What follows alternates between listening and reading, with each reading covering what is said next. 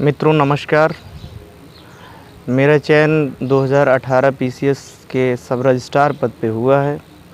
आज मैं daily knowledge track के माध्यम से अपनी सफलता का राज जो है सबके सामने और प्रतियोगी जो स्टूडेंट है, जो भाई बहन, उनके सामने बताना चाहता हूँ किस तरह से इस सफलता को मैंने अर्जित की है और किन किन चरणों में किस किस तरह से मुश्किलें आईं, उसको भी इस चैनल के माध्यम से आप सब लोगों को जो है बताने का प्रयास मैं करूँगा। मित्रों, इस सफलता के जो चरण हैं वो प्रारंभिक, मुख्य और साक्षात्कार, इन तीनों बाधाओं को जब पार किया जाता है तब सफलता सुनिश्चित होती है। तो मैं आज इस चैनल के माध्यम से अपनी बातों को जो है प्रतियोगी छात्रों के लिए शेयर करता हूँ।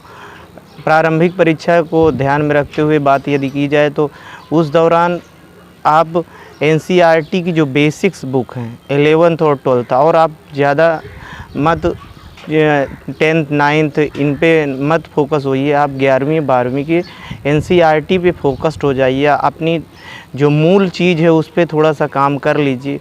और प्रारंभिक परीक्षा इतने लोग बैठते हैं तो स्वाभाविक रूप से थोड़ा सा चैलेंजफुल होता है, लेकिन उस दौर में आपके पास इतना, जब आप 11th-12th भी एनसीईआरटी पढ़ लेते हैं और फैक्ट्स चूँकि प्रारंभिक परीक्षा है तो इसमें फैक्ट्स पे ज़्यादा जोर देने की ज़रूरत है।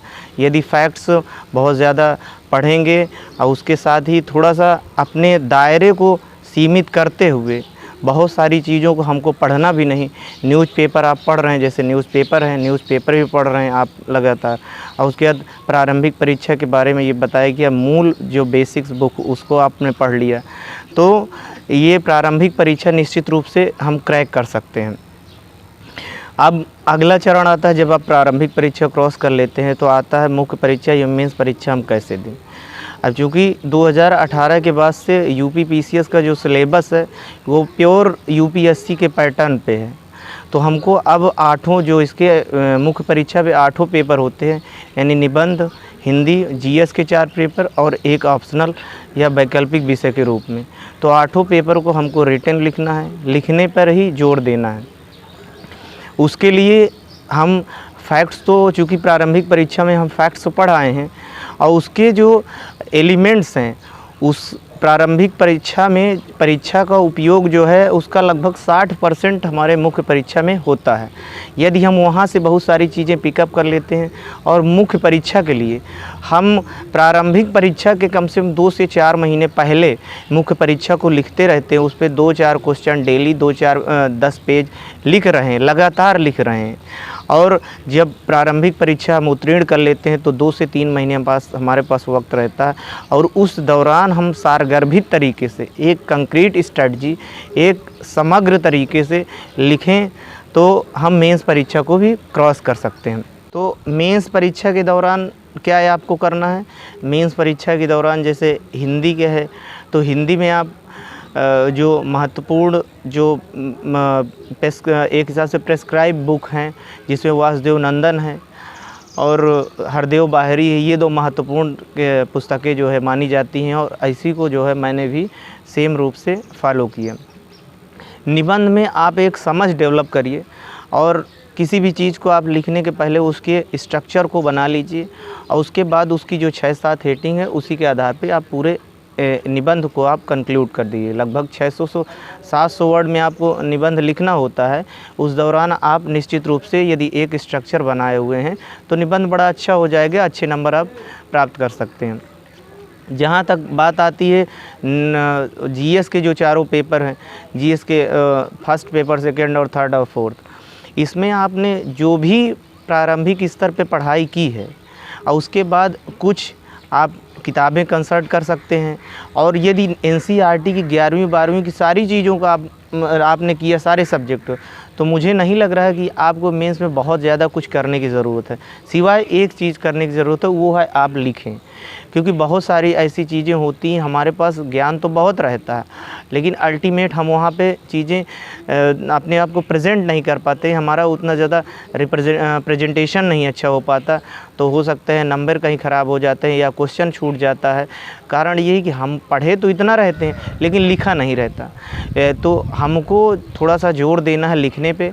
आप यदि इस जो पढ़ाई है उसको लगभग 1 साल 1 से 1.5 साल बिल्कुल पूरी तरीके से लग करके। अच्छा, वैसे तो मैं इस बात को यहाँ कहना चाहता हूँ क्योंकि मुझे भी यहाँ वक्त लगा, 6 से 7 साल जो है इलाहाबाद में वक्त गुजारा। और मैं यही अपने मित्रों की बात कहना चाहता हूँ, क्योंकि प्रॉपर गाइडेंस यदि हमको नहीं मिल पाता और सही किताबें और सही मैटर नहीं मिल पाता तो वक्त लग जाता है, 7-8 साल लग जाता है। वरना आप यदि सही तरीके से पढ़ें बेसिक्स चीज़ से स्टडी तो 4-5 साल पर्याप्त है, क्योंकि लोग प्रक्रिया भी 2 साल 2.5 साल की प्रक्रिया लग जाती है और 2-2.5 साल आप तैयारी करें तो 5-6 साल आपको 5 साल आराम से लग जाता है। तो आराम से आप इसको सफलता आप 5 साल में आराम से पा सकते हैं। तो इस दौरान हमको जब हम मेंस में सारा प्री की सारी चीज़ें पढ़ लेते हैं और थोड़ा सा एडिशनल चीज़ें जो है जैसे करंट अफेयर्स को जो है और मैगज़ीन्स में जैसे इंटरनेशनल आईआर की बात मैं यहाँ करूँगा तो आप वर्ड फोकस आप कर सकते हैं। अंतिम के समय ये सब अंतिम दौर पे जब आप चलते हैं तो अंतिम दौर पे जो है करंट आप पढ़ सकते हैं। तो कहने का मेरा मतलब ये हुआ कि आप एक बार मैं एम्फसाइज़ यहाँ पर करना चाहता हूँ कि आप लिखिए, थोड़ा सा ज़्यादा लिखने पर जोर देंगे। यदि मुझे लग रहा है 1-1.5 साल आप अच्छे से लिखना चालू कर देंगे, 1 साल आप अच्छे से खूब लिखेंगे, डेली कम से कम 2 घंटे 1.5 घंटे आप लिखेंगे और जब प्री परीक्षा पास कर लीजिए तो आप डेली कम से कम 2.5 से 3 घंटे आप लिखना चालू करेंगे। तो परीक्षा के दौरान चूँकि इतना प्रेशर रहता है, आपको 4 दिन लगातार आपको सुबह शाम लिखना होता है, इतना बिल्डअप रहता, प्रेशर बिल्डअप हो जाता है कि हमको बहुत सारी चीज़ें आती हुई फैक्ट चीज़ें वहाँ पे मिस हो जाती हैं। तो आप लिखे रहेंगे तो वहाँ पे रिकॉल ज़रूर होगा, कोई चीज़ आपसे मिस नहीं होगी, क्योंकि आपको अंतिम रूप से चयन होना है, ना कि आप मेंस में बैठ गए और आप सोचें कि हम जो है इतने बार मेंस देना। आपको अल्टीमेट आपको सफलता सुनिश्चित करना। तो मेरा कहने का मतलब यही है कि आप लगातार और एक दिशा में सतत रूप से आप प्रयास करेंगे और एक सही स्ट्रैटेजी, सही सुनियोजित स्ट्रैटेजी और इंक्लूसिव स्टडी जिसे कहते हैं समावेशी, जैसे प्रधानमंत्री जी अपने कहते हैं समावेशी विकास, उसी तरह आप समावेशी स्ट्रैटेजी यानी इंक्लूसिव स्ट्रैटेजी को आप कंटिन्यू करेंगे तो मुझे लगता है सफलता जो है आपके कदम चूमेगी। आप जो है मेरिट लिस्ट में ज़रूर रहेंगे और आप ऊपर वाली मेरिट लिस्ट में यानी एसडीएम और डिप्टी कलेक्टर के रूप में आप भी अपना नाम सुनिश्चित करवा सकते हैं। रही साक्षात्कार के दौर में बात करूँगा कि साक्षात्कार, चूँकि मैं 2017 का इंटरव्यू दिया था उसमें मुझे सफलता नहीं मिल पाई थी। उसके बाद तुरंत ही 8वें दिन जो मुझे मुख्य परीक्षा देने जाना था 2018 की, किसी तरह अपने आप को मोटिवेट किया, क्योंकि होता है कि जब आप मेंस इंटरव्यू देते हैं उसके बाद आप निश्चित रूप से होपफुल तो हो ही जाते हैं कि यार कोई ना कोई तो हमको पद मिल ही जाएगा। लेकिन जब सफलता नहीं होता तो उसमें बहुत सारी चीज़ें, क्या कमियां थी, कहाँ कमी थी, मेंस में नंबर कम हुए कि इंटरव्यू में कम हुए, क्योंकि आपको मालूम होता नहीं। जब नंबर आते हैं तब आपको ये अनुभव होता है कि हमारी यहाँ पर कमी हुई, तो हम उसका मूल्यांकन करके उसको आगे ऐसी कोई गलती ना हो, आगे उन चीज़ों पर ज़्यादा वर्कआउट करके हम जो है उन कमियों को दूर करें या निस्तारण करने का प्रयास करते हैं। रही बात साक्षात्कार के संदर्भ में, मैं कहना चाहता हूँ कि साक्षात्कार की कोई तैयारी नहीं होती। बेसिकली साक्षात्कार आप जब इस परीक्षा की तैयारी चालू कर देते हैं तभी से आपका साक्षात्कार चालू हो जाता है। आप समझते नहीं, क्योंकि पर्सनालिटी डेवलपमेंट एक दिन की कोई रणनीति नहीं। पर्सनालिटी डेवलपमेंट जब आप पैदा हो जाते हैं तब से लेकर 25 साल या 26 साल की एज में जब आप इंटरव्यू देने जाते हैं या 30 साल की उम्र में इंटरव्यू देने जाते हैं, तब उस समय भी आपका पर्सनालिटी डेवलपमेंट कंटिन्यूस होता रहता है। तो आप जो भी बात कहें, जहाँ भी बैठें, अपने आप को अपने कमरे में ही अपने आप को प्रेजेंट करते रहें कि हम जो है एज ए इंटरव्यू के रूप में, और अपने आप को उसी क्वालिटी और उसी अनुरूप अपने आप को ढालने की कोशिश करें। वही आपका बेस होना चाहिए, वही पढ़ने का तरीका होनी चाहिए, वही बात करने का तरीका हो, वही आपका स्टैंड भी होना चाहिए। तो निश्चित रूप से आपको इंटरव्यू में अच्छे मार्क्स मिलेंगे और आपका इंटरव्यू भी इंक्लूसिव इंटरव्यू होगा, उसमें किसी तरीके की कोई बाधा नहीं है। जहाँ तक सवाल मेरा है कि मेरा 2018 का इंटरव्यू 24 जुलाई 2020 को आदरणीय लोक सेवा आयोग के अध्यक्ष डॉक्टर प्रभात कुमार सर के बोर्ड में रहा।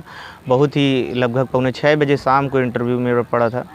बहुत ही कॉर्डियल रहा, बहुत सपोर्ट कर रहे हैं और मेरा इंटरव्यू मतलब मैं खुश रहा, वो लोग भी लास्ट तक जो खुश रहे। लास्ट में ऐसे मजाकिया सवाल पेंसिल के संदर्भ में एक क्वेश्चन आया था, तो उस पे बहुत वो लोग भी बहुत ही पॉजिटिव और बहुत कह सकते हैं कि सकारात्मक वे में लिए। तो फिर मुझे ही लगा था कि चूँकि जब मैं प्रभात सर के बोर्ड में गया तो उसके 2 मिनट 5 मिनट पहले जो है मैं बाहर बैठा रहा, अर्दली मुझे ले गया। तो मैं उससे पूछा कि कैसे क्या है, तो उन्होंने कहा कि यार ठीक है, सब कुछ सही हो जाएगा।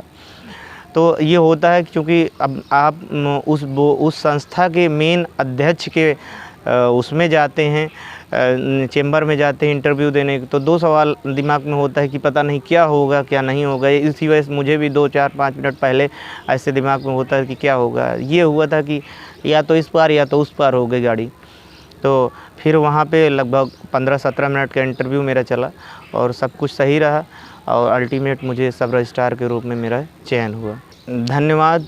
जो प्रारंभिक से लेकर मैंने साक्षात्कार तक के जो अनुभव सभी प्रतियोगी छात्रों के बीच शेयर किया, मुझे ये विश्वास है या आई होप कि सारे प्रतियोगी छात्र या जो भी भाई बहन इस डेली नॉलेज ट्रैक के माध्यम से जुड़े हुए हैं, वो इन अनुभवों को अपने परीक्षा के दौरान ग्रहण करेंगे या परीक्षा के दौरान इनको सीखेंगे और इन जो चरण थे, तीनों चरण के दौरान जो चीज़ें मैं बताए हैं उसका निश्चित रूप से उसको अपने तैयारी के दौरान प्रयोग करेंगे और निश्चित रूप से सफलता उनके कदम चूमेगी। जो डेली नॉलेज ट्रैक को धन्यवाद देना चाहता हूं कि जिन्होंने अपना बहुमूल्य समय मुझे जो दिया और मेरा भी प्लेज़र था कि मैं उनको टाइम दिया और इसी प्लेटफॉर्म को मैं धन्यवाद देना चाहता हूं। आगे सभी प्रतियोगी छात्रों भाई बहनों को ये बातें अच्छी लगें और वो इसको आत्मसात करें। इन्हीं शब्दों के साथ धन्यवाद, नमस्कार।